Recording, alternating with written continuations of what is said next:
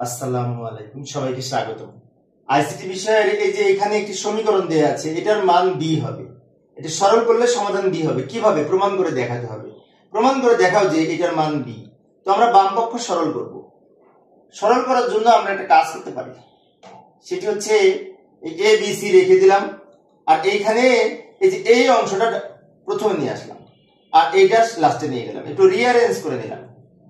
কেন সাজিয়ে নিলাম ভালো করে লক্ষ্য করি। এখানে এ বি আছে, এখানে এ বি আছে, তাহলে এটার পাশে যদি এটা আমি নিয়ে আসি, তাহলে এ বি আমি খুব সহজে কমন নিতে পারবো। আর এটা রেখে দিলাম। এবার এ বি যদি কমন নিই তাহলে সি থাকে প্লাস সি নট থাকে, আর এ বি রেখে দিলাম, এ নট বি রেখে দিলাম। মানে এটার মান কিন্তু 1। এটার মান যদি 1 হয় তাহলে এ বি ইন্টু 1, আর এটা রেখে দিলাম। ভালো করে লক্ষ্য করি, এই লাইন থেকে এই লাইন কিভাবে হলো আমি বুঝিয়ে দিচ্ছি।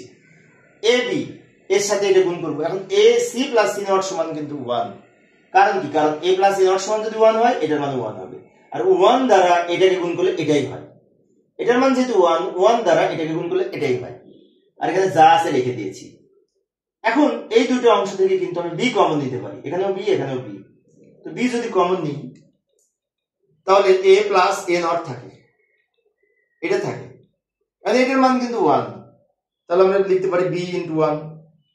বি ইন্টু 1 দ্বারা গুণ করলে বি হয়। মিলে গেছে তো? বাহ, ফাইন। এই যে দুই দিক সমান হয়েছে। বাম দিক আমরা পেলাম বি, ডান দিক বি, অর্থাৎ বাম পক্ষ আর ডান পক্ষ সমান সমান হয়েছে, প্রমাণিত হয়েছে। প্রিয় শিক্ষার্থী বন্ধুরা, এই ছিল আজকের আলোচনা। আমি শিক্ষার্থীদের অনুরোধে অল্প অল্প করে আলোচনা করি, যাতে শিক্ষার্থীরা বোরিং ফিল না করে। পরের ক্লাসটি দেখার আমন্ত্রণ রইল। খোদা হাফেজ।